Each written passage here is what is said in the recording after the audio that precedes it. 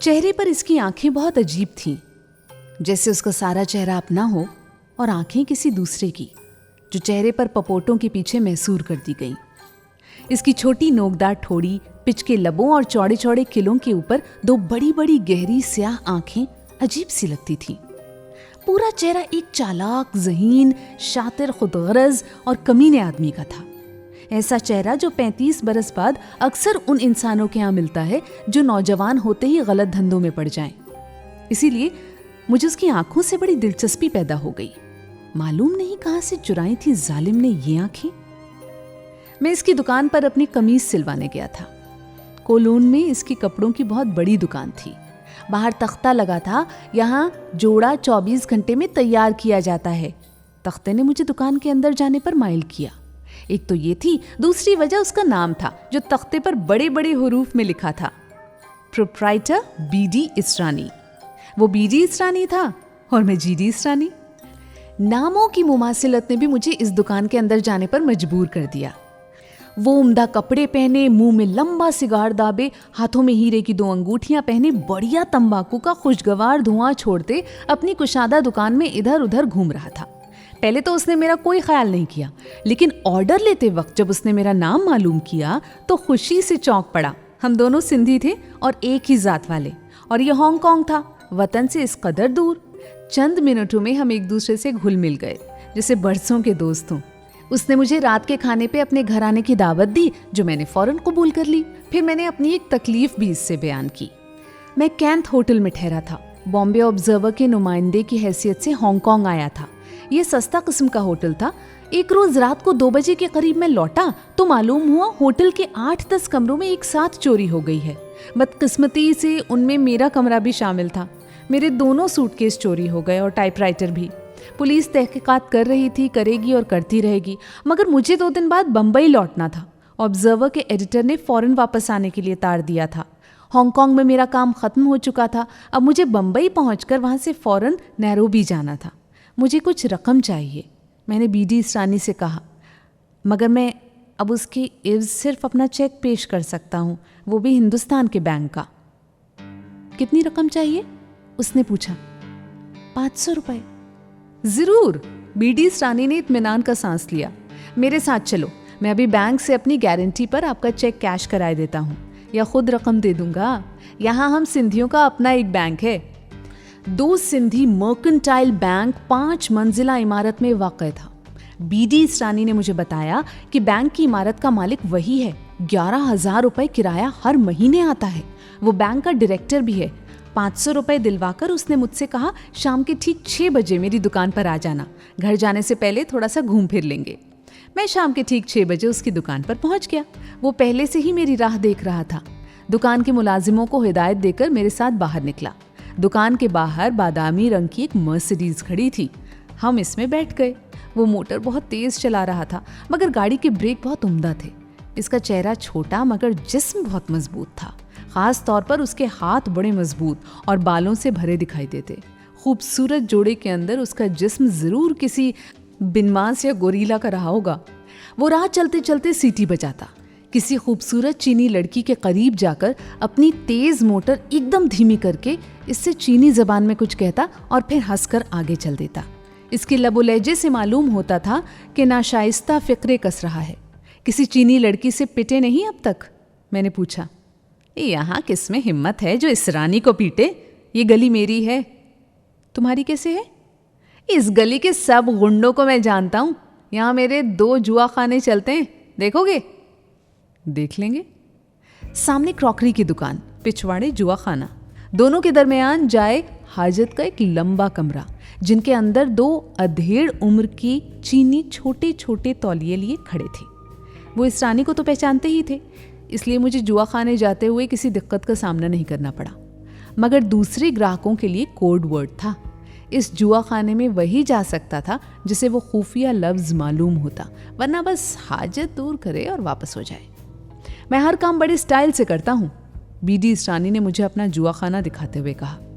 उम्दा सजे हुए 10 कमरे, दुबैज बेआवाज गलीचे, खामोश मुअद्दिब बैरे, नाजुक इंदाम चीनी लड़कियां जाम पेश करती हुई और अमीर ग्राहक। यहाँ हाई क्लास जुआ चलता है।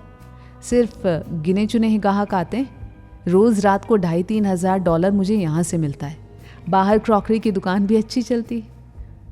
बहुत खूबसूरत जगह है, मैंने इससे कहा।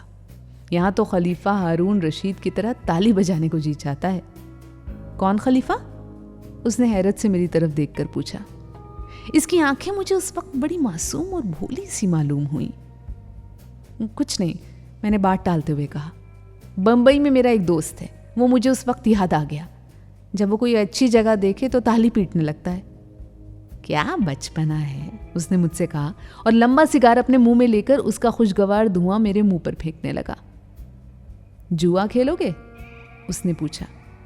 नहीं, मैंने जवाब दिया। वो मुझे लिए बाहर आ गया। दूसरा जुआ खाना दिखा के वो मुझे टी हॉक स्ट्रीट में ले गया। वहां भी सब लोग उसे जानते थे। उनके चेहरों से लगता था जैसे इससे डरते भी हों। यहाँ मेरा एक चंडो खाना है, इस रानी ने मुझसे कहा। क्या अभी तक इधर चंडो खाने मौजूद हैं? मैंने इससे पूछा। हांगकांग में तो हैं, उधर सुना है नहीं रहे। इस रानी ने मुंह से अपना सिगार निकाल उधर चीन की तरफ इशारा किया। चंडो खाने की फिजा मुझे बड़ी भली मालूम हुई। अच्छा इंतजाम था। हश्त पहलू चीनी शमादान, हर पहलू पर रंगदार झालरें लटकती हुई, छोटे छोटे प्यालों में अनवो इकसाम की मुंशियात और तिरछे पपोटों वाली हसीनाएं जो नशा ला सकती थीं। ये चंडू खाना भी हश्त पहलू था। हर कमरा एक मरकजी हॉल में निकलता जिसमें चंद चीनी साजिंदे बैठे थे और एक चीनी रक्कासा ठुमक ठुमक कर नाच रही थी। मकाऊ से मंगाई है, इस रानी ने मुझे बताया। $200 रोज पर। कैसी है? अच्छी है। मिलोगे? नहीं। तुम्हारी मर्जी। बाहर आके हम उसकी मर्सिडीज में उड़ गए। उसने बताया पूरे कॉलोन में टी हॉक का चंडू खाना सबसे बढ़िया है। रात को $5-7 हज़ार डॉलर की गाहकी होती है, दिन को भी 2-2.5 हज़ार की हो जाती है। Wonderful business. और कपड़े की दुकान? मैंने पूछा। अरे वो तो एक साइन बोर्ड है, वहां से क्या मिलता है? आजकल सीधा धंधा कौन करके कौन जी सकता है। कैसी बेवकूफ़ी की बात करते हो, उसने मुझसे कहा। इसमें क्या शुबा है, मैंने जवाब दिया। फिर वो मुझे एक कहबा खाने ले गया। मैं समझ गया कि वो क्या चाहता है। वो दरअसल मुझे अपनी सल्तनत दिखा रहा था। गरीब सिंधी आज से 35 बरस पहले $200 के लिए हांगकांग आया था। आज उसी बीडी इस रानी का शुमार हांगकांग के अमीर तरीन लोगों में होता है। ऐसे ऐसे मेरे 6 हैं, उसने पहला कोहबा खाना दिखाते हुए कहा। कोई लड़की पसंद आई? नहीं। क्या तुमको लड़कियां पसंद नहीं हैं? हैं तो सही, मगर अपने घरों में। क्या मतलब? उसने फिर उन्हीं हैरत ज़दा मासूम निगाहों से मेरी तरफ देखा जो उसकी बड़ी बड़ी रोशन और स्याल पतीलों से छिन कर आ रही थी। इस लम्हे में वो निगाहें बहुत पाकीज़ा थीं, सर्दियों की पहली बर्फ़ की तरह मेरे चेहरे पर गिर रही थी। मैंने तशरीह करना मुनासिब न समझा, सिर्फ इतना कहा कि मेरे लिए हांगकांग और कलकत्ता या बम्बई के कहबा खानों में कोई फ़र्क नहीं। अगर कोई फ़र्क है तो महज ज़ाहिरी सजावट या फिर चेहरे की ज़ाहिरी साख्त में। वहाँ लड़कियाँ भारतीय हैं, यहाँ चीनी, और कोई फ़र्क नहीं।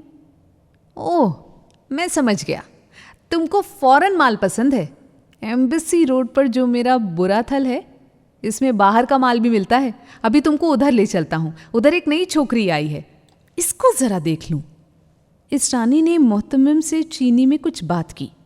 वो लोग हमें एक नीम तारे कमरे में ले गए जहाँ एक चीनी लड़की हाथ पांव से बंधी सोफे पर पड़ी थी। इस रानी के कहने पर उसके हाथ पांव खोल दिए गए। उसकी उम्र मुश्किल से 15-16 साल होगी। इस रानी चंद मिनट तक उसे चीनी ज़बान में कुछ समझाता रहा, मगर वो लड़की बराबर सर हिलाकर इनकार करती रही। आखिर में चीखने और कमरे से भागने की कोशिश करने लगी। इस रानी ने घूंसा मारकर लड़की को नीचे गिरा दिया। इसके मुंह से खून जारी हो गया। वो फर्श पर पड़ी पड़ी सिसकने और वहशत ज़दा निगाहों से हमारी तरफ देखने लगी। इस रानी मुझे लेकर बाहर आ गया। उसने दरवाज़ा बाहर से बंद करके अपने माथे का पसीना पोंछा, फिर मेरी तरफ देखकर बोला, कल ही ताइवान से 6 लड़कियों का एक बीज मंगवाया है। हर दूसरे तीसरे महीने नई मंगानी पड़ती हैं, वरना कारोबार नहीं चलता। अगवा करके लाई गई हैं, इसलिए धंधा बिल्कुल नहीं जानती, एकदम अनाड़ी। उसे कुछ मर्दों के हवाले करता हूँ, तभी सीधी होंगी। इसका घर बहुत उम्दा और छोटी सी पहाड़ी ढलवान पर वाक़ था। वहां से हांगकांग का सारा मंजर नजर आता। बीवी शारदा बहुत ही घरेलू और सीधी सादी औरत थी। 2 बच्चियां थीं, बड़ी प्यारी और मासूम। एक 10 साल की होगी, दूसरी कोई 12-13 साल की। उसने मुझे बताया सबसे बड़ी लड़की की शादी हो चुकी। इसका खाविंद अमेरिका में कारोबार करता है, सिंधी है। जनूबी अमेरिका में बहुत बड़ा धंधा है इसका। मेरी लड़की के 2 बच्चे भी हैं, वो बहुत खुश हैं अपने घर में। लड़का कोई नहीं? मैंने पूछा। लड़का ना हो तो मुक्ति कैसे होवे? वो जोर से हंसा। 2 लड़के हैं मगर दोनों सियाने उम्र के। एक को फिलिपाइन में बिजनेस करके दिया है, दूसरा जापान में है। पी के वो चहकने लगा। भगवान ने सब कुछ दिया है मुझको। शारदा उसके करीब बैठी हमारी बातें सुनते पीले रंग की ऊन का एक स्वेटर बुन रही थी। थोड़ी देर बाद शारदा ने अपनी बड़ी बेटी की तस्वीर लाके मुझे दिखाई। एक खूबसूरत बेअक्ल लड़की एक मोटे ताजिर के साथ खड़ी थी।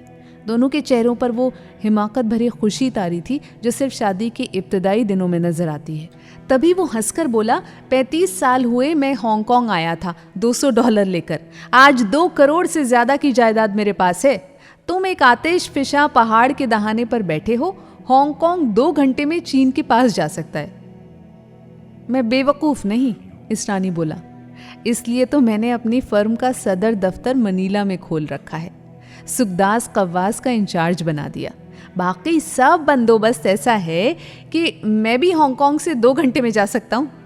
एक अजीब मुकद्दस मुसर्रत आमेज मुस्कुराहट उसके चेहरे पर फैली थी। वो बड़ी इत्मीनान से अपने पेट पर धीरे धीरे हाथ फेरते कह रहा था, मैं बहुत खुश हूँ, मैं बहुत खुश हूँ। खाना खा के हम कॉफी पी रहे थे कि दीवारी घड़ी ने 10 बजाए। इस रानी के मुंह से निकला, अरे! कॉफी की प्याली उसके हाथ से छूटकर फर्श पर जा गिरी। उसने जल्दी से चेहरा अपने दोनों हाथों में छिपा लिया। शारदा दौड़ी दौड़ी दूसरे कमरे में गई और दौड़ी दौड़ी वापस आई। उसने हाथ में बहुत सारे रुमाल पकड़े थे। शारदा ने जल्दी से वो रुमाल इस रानी के घुटने पर रख दिए। मैंने देखा इतनी देर में इस रानी का चेहरा आंसुओं से भीग गया। न सिर्फ चेहरा बल्कि उसकी हथेलियां भी भीग गईं। जल्द ही वो रुमाल लेकर अपनी आंखें साफ करने लगा, मगर आंसू थे कि इसकी बड़ी बड़ी आंखों से उबलते चले आ रहे थे। मैं हैरत से इसकी तरफ देख रहा था। वो रुमाल से अपने आंसू साफ करते हुए बोला, तुमसे बातें करते हुए मुझे ख्याल नहीं रहा। क्या ख्याल नहीं रहा? कि वक्त आ गया है। कौन सा वक्त? वो कुछ देर चुप रहा, फिर अपनी आंखें साफ करते हुए बोला, मुझे इस दुनिया में कोई तकलीफ नहीं। बस अगर कोई तकलीफ है तो यही, जो ही रात के 10 बजे मेरी आंखों से आंसू जारी हो जाते हैं। कभी घंटा भर, कभी 2 घंटे, कभी 3 घंटे मेरी आंखों से आंसू जारी रहते हैं। मगर क्यों? क्या मालूम। अमेरिका तक हो आया इन आंखों के इलाज के लिए, मगर किसी डॉक्टर से ठीक नहीं हुई। किसी डॉक्टर को मेरी बीमारी का पता नहीं चल सका। क्या होता है? बस आंसू बहते हैं, बस आंसू बहते हैं और कोई तकलीफ नहीं होती। नहीं, और कोई तकलीफ नहीं होती।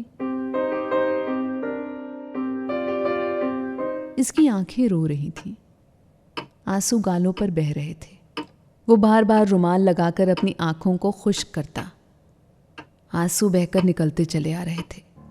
यकायक मुझे उसका भीगा आंसुओं में तर चेहरा, एक ऐसी लाश का चेहरा दिखाई दिया जो पानी में डूबी हो। फिर दूर किसी गहरे कुएं से मुझे एक लड़की की चीखें सुनाई देने लगी।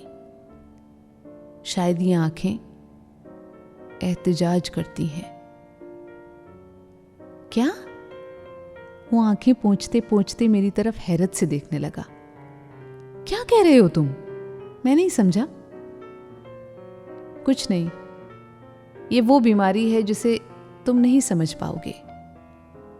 मैंने सर पर टोपी रख उसे सलाम किया और इस रानी और उसकी बीवी को हैरान छोड़कर बाहर निकल आया। कह बखाने की लड़की अब हंस रही थी।